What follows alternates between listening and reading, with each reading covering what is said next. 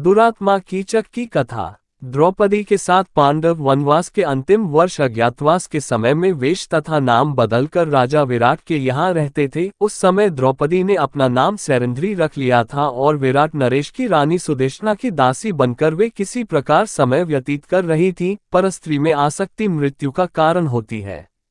राजा विराट का प्रधान सेनापति कीचक सुदेशना का भाई था। एक तो वह राजा का साला था, दूसरे सेना उसके अधिकार में थी, तीसरे वह स्वयं प्रख्यात बलवान था और उसके समान ही बलवान उसके 105 भाई उसका अनुगमन करते थे। इन सब कारणों के कीचक निरंकुश तथा मदान्ध हो गया था। वह सदा मनमानी करता था। राजा विराट का भी उसे कोई भय या संकोच नहीं था, उल्टे राजा ही उससे दबे रहते थे और उसके अनुचित व्यवहारों पर भी कुछ कहने का साहस नहीं करते थे।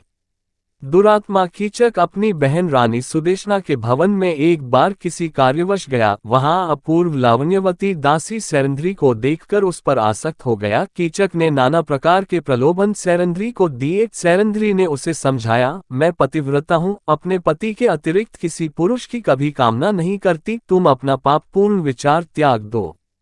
लेकिन कामांध कीचक ने उसकी बातों पर ध्यान नहीं दिया। उसने अपनी बहन सुदेशना को भी तैयार कर लिया कि वे सैरंध्री को उसके भवन में भेजेंगी। रानी सुदेशना ने सैरंध्री के अस्वीकार करने पर भी अधिकार प्रकट करते हुए डांटकर उसे कीचक के भवन में जाकर वहां से अपने लिए कुछ सामग्री लाने को भेजा। सैरंध्री जब कीचक के भवन में पहुंची तब वह दुष्ट उसके साथ बल प्रयोग करने पर उतारू हो गया। उसे धक्का देकर वह भागी और राजसभा में पहुंची, परंतु कीचक ने वहां पहुंचकर राजा विराट के सामने ही उसके केश पकड़कर भूमि पर पटक दिया और पैर की एक ठोकर लगा दी। राजा विराट कुछ भी बोलने का साहस न कर सके।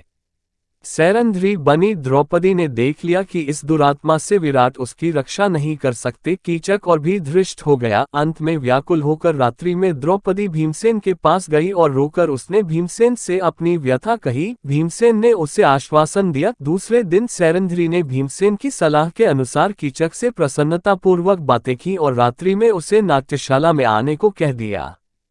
राजा विराट की नाट्यशाला अंतःपुर की कन्याओं के नृत्य एवं संगीत सीखने में काम आती थी। वहां दिन में कन्याएं गान विद्या का अभ्यास करती थीं, किंतु रात्रि में वह सूनी रहती थी। कन्याओं के विश्राम के लिए उसमें एक पलंग पड़ा था। रात्रि का अंधकार हो जाने पर भीमसेन चुपचाप आकर नाट्यशाला के उस पलंग पर सो गए। कामांध कीचक सज धज कर वहां आया और अंधेरे में पलंग पर बैठकर भीमसेन को सैरंध्री समझकर उसके ऊपर उसने हाथ रखा। उछलकर भीमसेन ने उसे नीचे पटक दिया और वे उस दुरात्मा की छाती पर चढ़ बैठे। कीचक बहुत बलवान था, भीमसेन से वह भिड़ गया। दोनों में मल्लयुद्ध होने लगा, किंतु भीमसेन ने उसे शीघ्र ही पछाड़ दिया और उसका गला घोंटकर उसे मार डाला। फिर उसका मस्तक तथा हाथ पैर इतने जोर से दबा दिए कि सब धड़ के भीतर घुस गए। कीचक का शरीर एक डरावना लोथड़ा बन गया। प्रातःकाल सैरंध्री ने ही लोगों को दिखाया कि उसका अपमान करने वाला कीचक किस दुर्दशा को प्राप्त हुआ, परंतु कीचक के 105 भाइयों ने सैरंध्री को पकड़कर बांध लिया। वे उसे कीचक के शव के साथ चिता में जला देने के उद्देश्य से शमशान ले गए। सैरंध्री क्रंदन करती जा रही थी। उसका विलाप सुनकर भीमसेन नगर का परकोटा कूदकर शमशान पहुंचे। उन्होंने एक वृक्ष उखाड़कर कंधे पर रख लिया और उसी से कीचक के सभी भाइयों को यमलोक भेज दिया। सैरंध्री के बंधन उन्होंने काट दिए।